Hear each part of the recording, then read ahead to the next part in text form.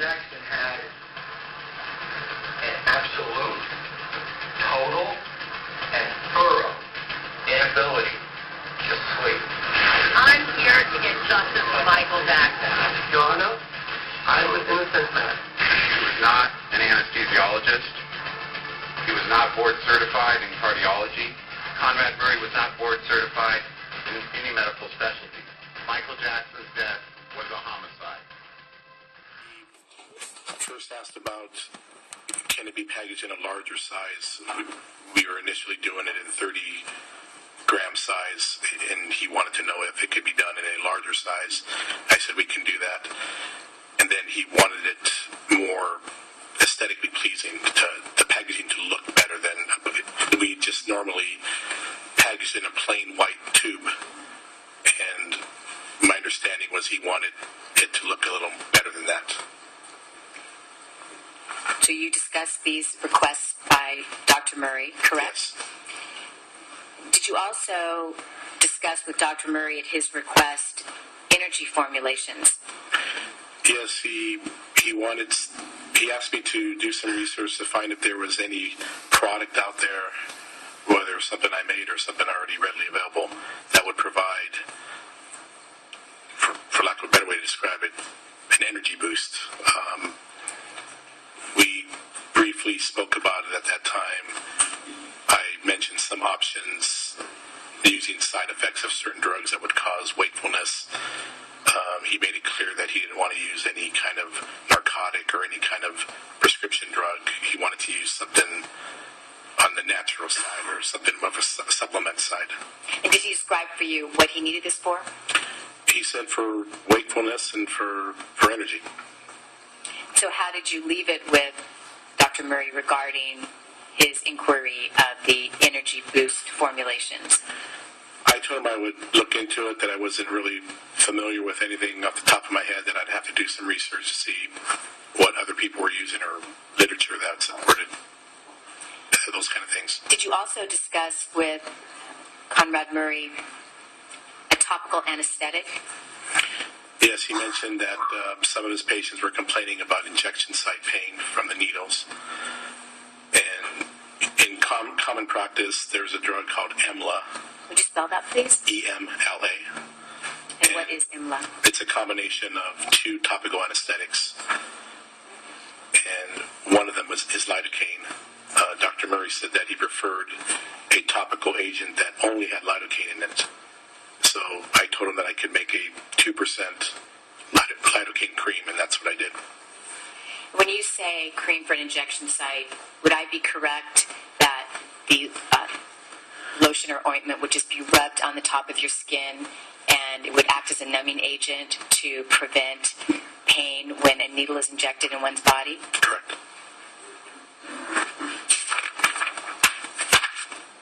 I'd like to move now to May 12th of 2009. Did Conrad Murray place a telephonic order with you on or around that date? Yes. Your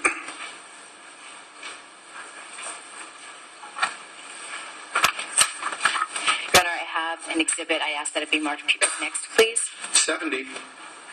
It would be an APS, Applied Pharmacy Sales Receipt. I also have a second document. I'd ask that it be marked People's Number 71. It's the corresponding shipping bill, UPS, dated May 12th, 2009. Marked. Mr. Lopez, again, please turn your attention to an Applied Pharmacy receipt that I have placed on the overhead projector. This sales receipt is dated May 12th, 2009, sold to Conrad Murray. Would you direct your attention to the description of the items that were ordered by Conrad Murray and describe what those items are, please? The first item is propofol, 10 milligram per milliliter, quantity of 10 vials of 100 milliliters each. So that'd be four. He ordered four. It'd be four separate trays of 10 vials at 100 milliliters each, which would be 40 vials total. And the next item? Propofol, 10 milligram per ml, quantity 25 vials at 20 milliliters each. So one tray of that, the total quantity would be 25 vials. And the next item? Midazolam, 1 milligram per milliliter vial, 10 vials in each tray.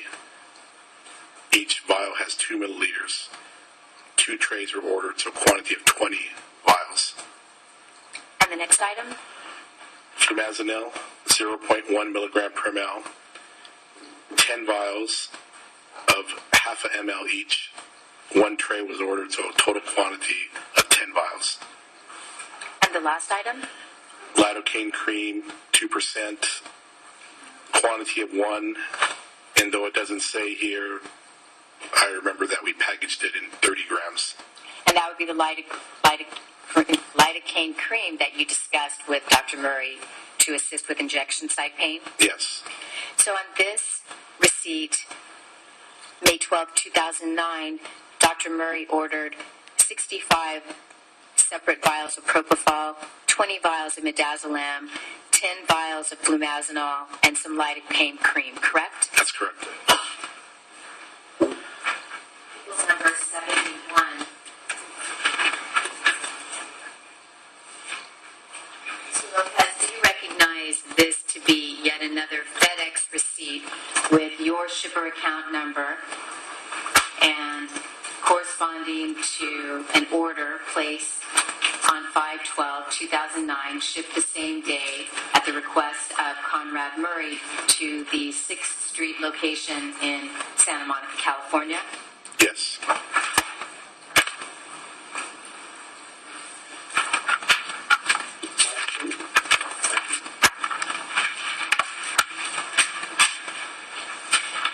Turning now to May 14th of 2009, did you have yet another conversation with Conrad Murray concerning lidocaine cream? Yes. And what was the purpose of this additional conversation about lidocaine cream? He wasn't getting the desired response with the 2% cream, so he wanted me to increase the strength. What strength did he ask for? 4%.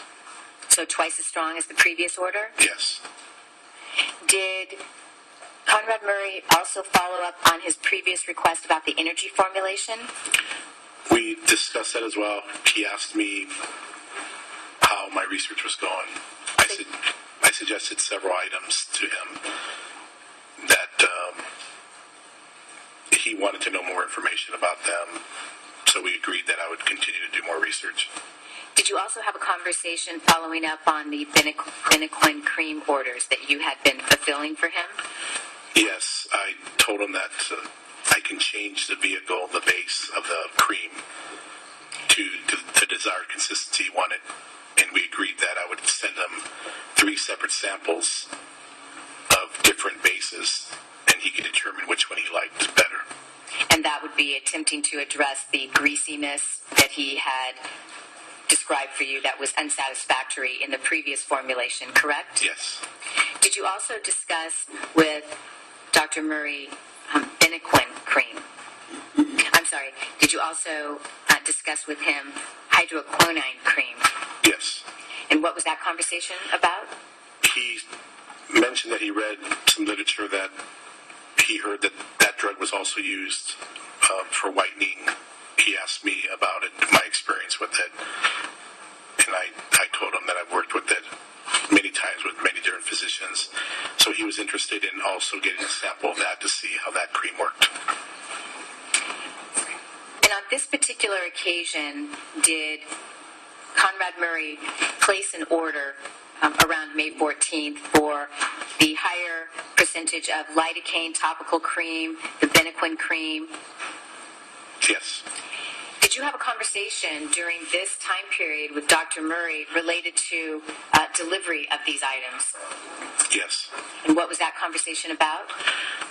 I was driving to Los Angeles Airport that weekend, so I thought rather than charge him Federal Express charges to mail the items to him, I offered to drive it to his office. And what was his response to your offer to drop off these items at his medical office? Yes, he said there was no need to do that. He said just use the delivery system like always.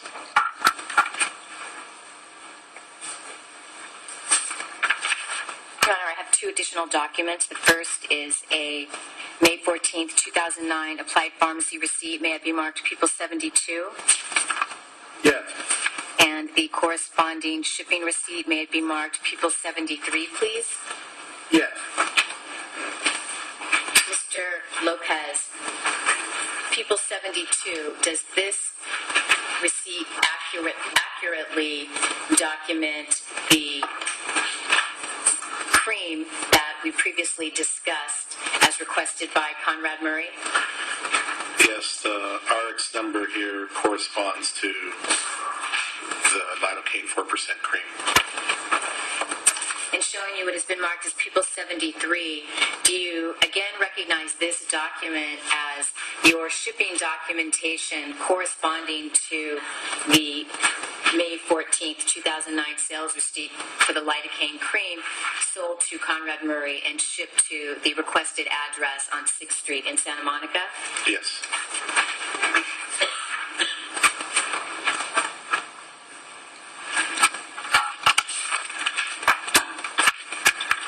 Turning now to June 1st of 2009, did you have yet another conversation with Conrad Murray concerning energy formulations?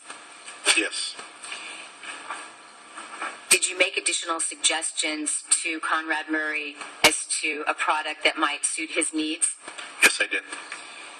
Did Murray request that you send him some capsules so that he could try them out? Yes, he did. Do you recall when you shipped these items to him? In other words, did you ship them with a later order, June 10th, 2009? Yes.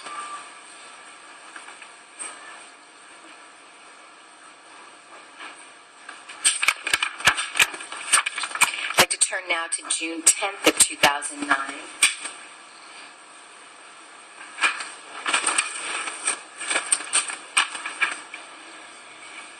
Did Conrad Murray place yet another telephonic order to you for items reflected on a sales receipt dated June 10th, 2009? Yes. Your Honor, may this document, June 10th, 2009 sales receipt from Applied Pharmacy, be marked People's Next, please? 74. Thank you. And I have a corresponding Federal Express document. May it be marked People 75, please? Yes. Mr. Lopez, taking a look at People 74, do you recognize this to be a June 10th invoice of merchandise sold to Conrad Murray? Yes. Would you, again, direct your attention to the description portion of this invoice and tell us specifically what items were purchased by Conrad Murray? The first item is lidocaine, 1% strength, 25 vials at 30 milliliters each. So a quantity of one tray, so total quantity is 25 vials. The second item is propofol, 10 milligram per milliliter, 10 vials of 100 mLs each. 4 trays were ordered, total of 40 vials at 100 milliliters. Third item is propofol, 10 milligram per milliliter, 25 vials of 20 milliliters each. 2 trays were ordered of that, so a total of 50 vials of the 20 milliliter propofol. I'm sorry, please, I didn't mean to interrupt you. Fourth item is hydroquinone 8% cream packaged in a 60-gram tube, 20 tubes. The last item is Benequin 20% strength, 60-gram tube, 20 tubes. The total number of individual vials of propofol shipped on this June 10th, 2009 order would be what, sir? 90.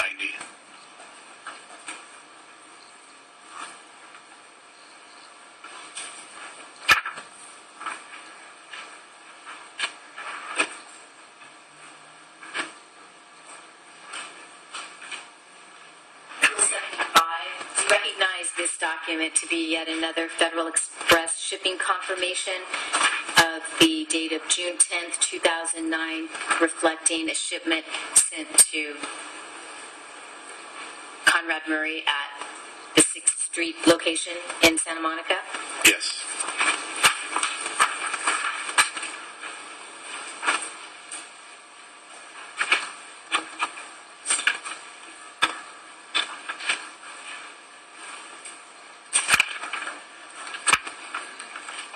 On June 15th of 2009, did Dr. Murray call you and place an order for additional medications? Yes. Prior to my asking you about the specific items, did Dr. Murray provide you with any follow-up information regarding the energy formulation that you'd sent to him? Yes, he said he was happy with the result, and he inquired about the pricing.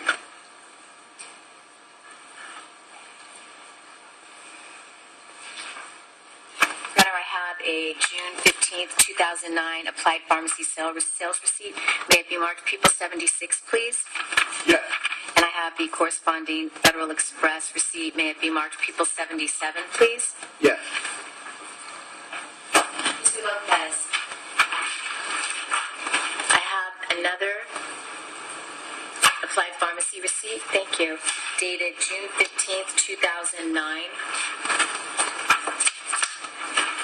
Another sale to Conrad Murray. Would you please assist us and describe the items purchased? First item is lorazepam, 4 milligram per milliliter, 10 vials of 10 milliliters each. One tray of that was ordered, so total 10 vials of 10 milliliters. The second one is midazolam, 1 milligram per milliliter vial, 10 vials of 2 milliliters each. Two trays of that were ordered, so a total of 20 vials at 2 milliliters each. The last item is normal saline IV bags, 1,000 milliliters in each bag, quantity 1.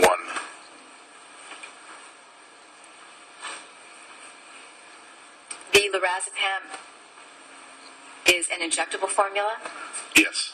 Same with the midazolam, also injectable. Yes.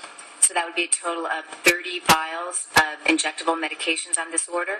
Yes.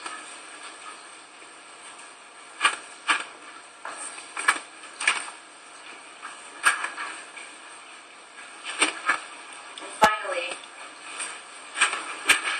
do you recognize what's been marked as People 77 as the Federal Express confirmation for the shipment date June 15th, 2009, sold to Conrad Murray and shipped to the 6th Street address in Santa Monica? Yes.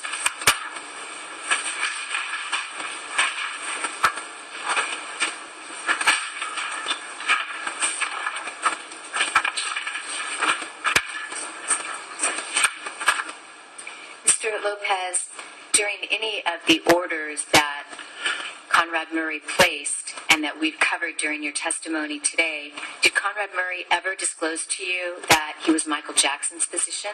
No. Did Conrad Murray ever reveal to you the name of any patient during your conversations with him? No.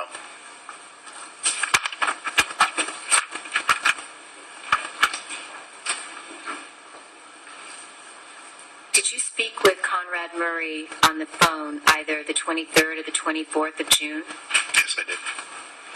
just shortly before Mr. Jackson's death? Yes. Did Conrad Murray call you? Yes. Would you describe that conversation, please? The initial call was to the office, and my clerk answered the phone and was speaking with him. She had a hard time understanding what he was saying. There was a lot of background noise, she said. I took the phone, and again, he was talking to me, but I couldn't really figure out what he was saying because there was a lot of noise in the background, like an open window in a car. And so I told him I would call him the next day because it was near closing time. It was around 5 o'clock, and I wanted to go home, and I didn't want to stay on the phone trying to figure out what he was saying. Did you ever call him back? No. Did you learn on on June 25th, 2009, that Michael Jackson died? Yes.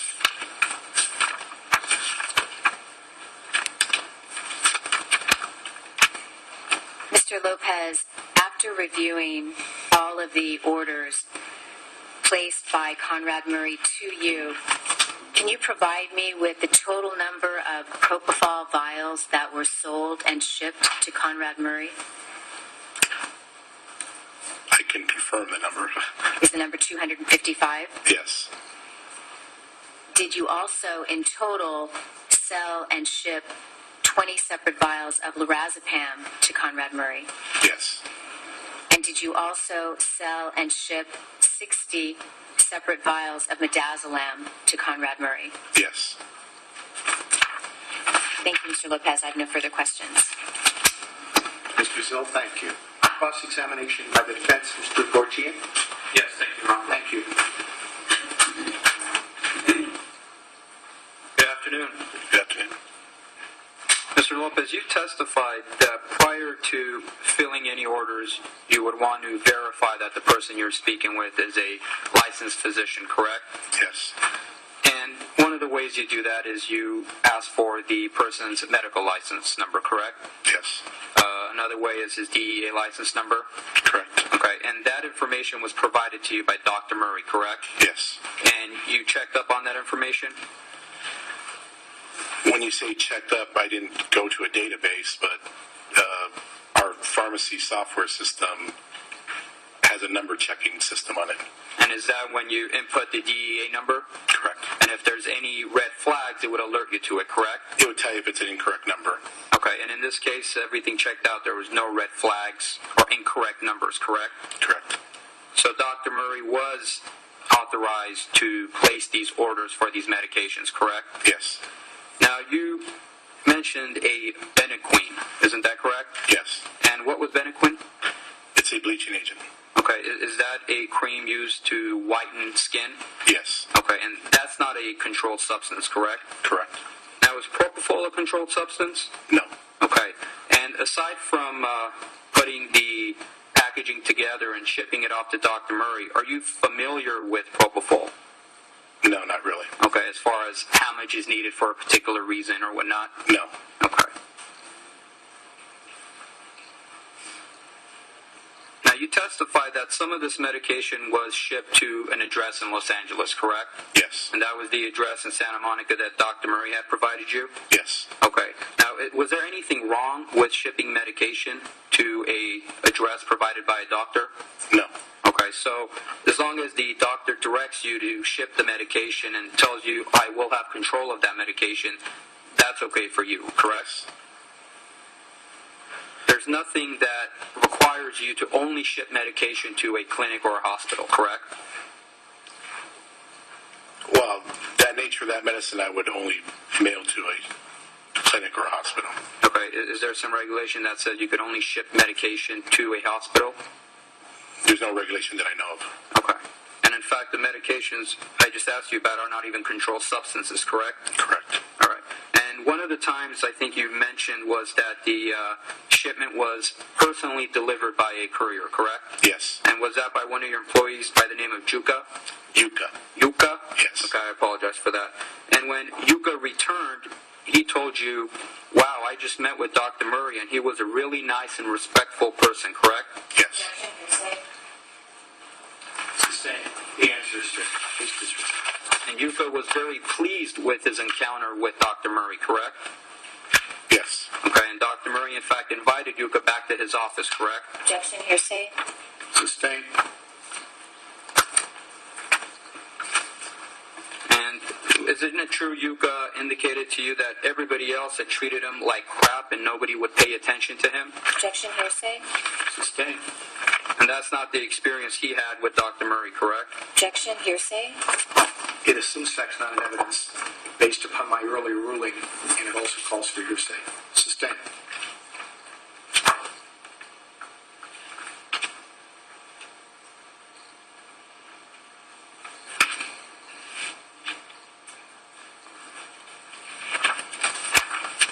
Now, Mr. Lopez, isn't it also common that when physicians call and place an order that they they don't disclose the patient's name?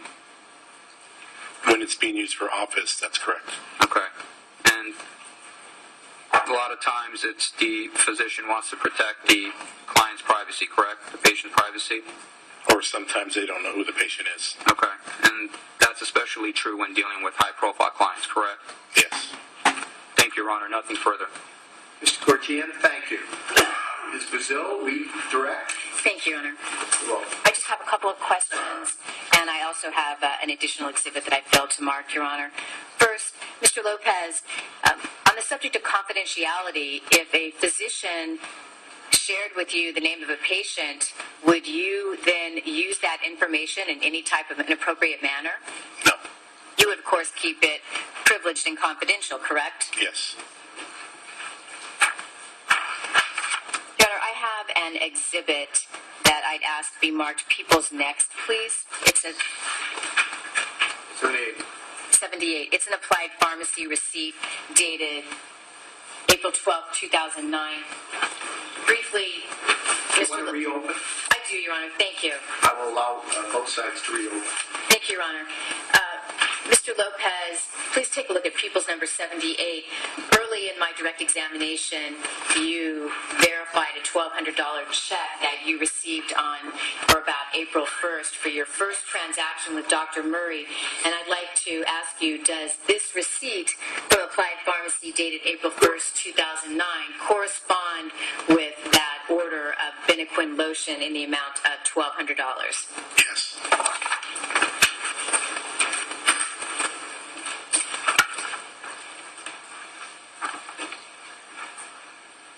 I just have one other minor clarification, Mr. Lopez. Thank you for the lights again. Directing your attention back to People's Number 76, I believe that you told us that the third item here, the saline solution, and the quantity is 1. Is that one box or one individual saline bag? One case, one box. And how many individual saline bags are in a case like that? 12. So it would be a total of 12 individual saline bags, correct? Yes. Thank you. I have no further questions. Thank you. Recross, and the defense may reopen cross if it wishes, Mr. Gorgian. No further questions, Your Honor. All right, thank you. May Mr. Lopez step down subject to recall, Ms. Brazil? Okay, yes, thank you, Your Honor. You may be excused. Excuse? Okay. Thank Mr. you. Gorgian? Yes, Your Honor. Thank you. Mr. Lopez, I want to thank you for your testimony. Sir, please do not discuss your testimony of the facts of the case with any other witnesses until we finish the trial. You may step down and leave. However, you are to remain on call, and that means you're subject to recall until the end of the trial if necessary. Is that okay? Thank you. Ms. Brazil, Mr. Walker. Do we approach, Your Honor? Yes.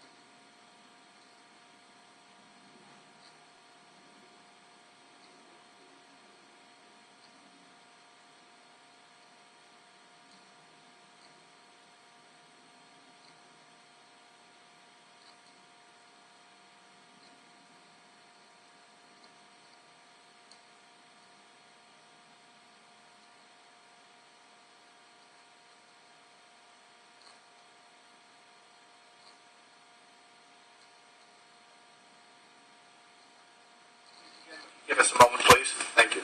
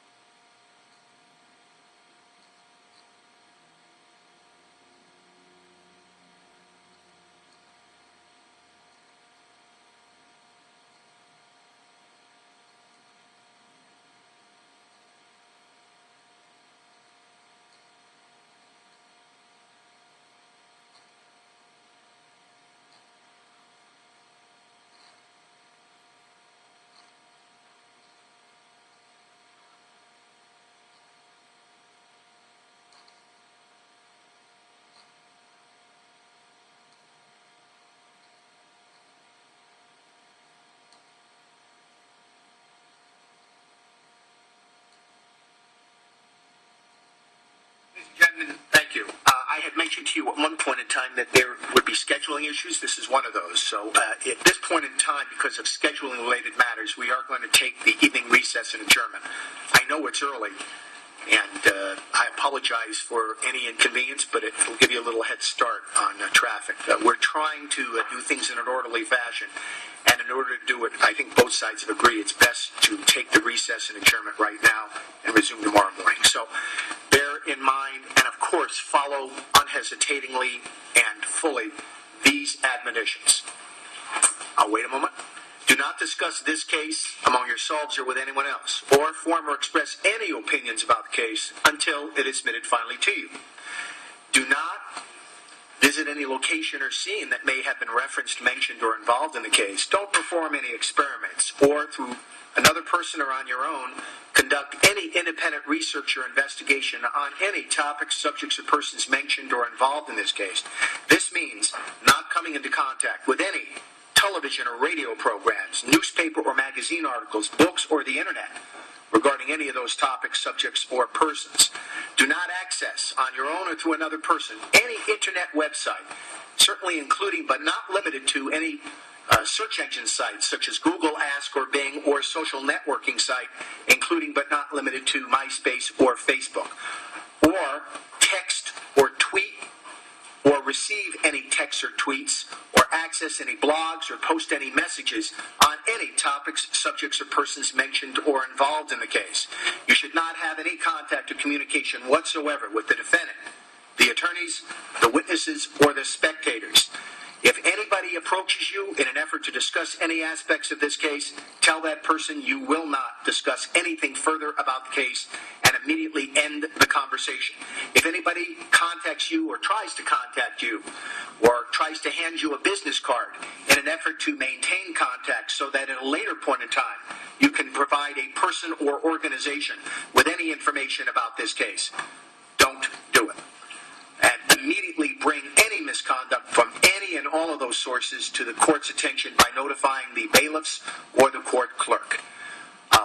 Again, this case will be tried based upon the evidence presented in the courtroom and the law that I give to you, not from any outside source or person.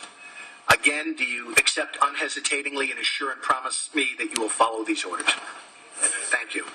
Please feel free to access on a regular basis the written order form, which I will test you on at the end of the court trial. We're going to ask that you join us tomorrow at 8:45 a.m.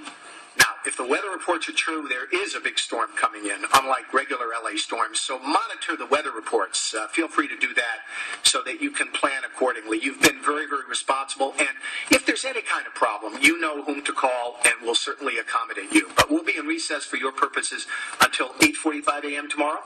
And in the meantime, thank you for your continued patience, and have a good day and good evening. We'll see you tomorrow morning. Good night.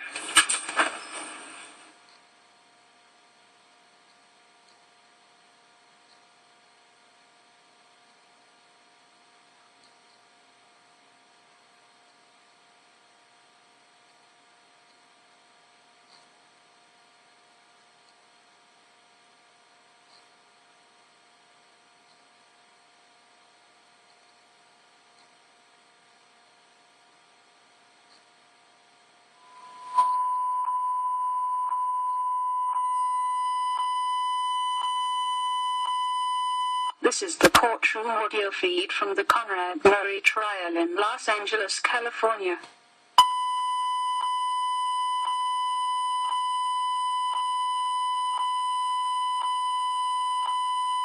This is the courtroom audio feed.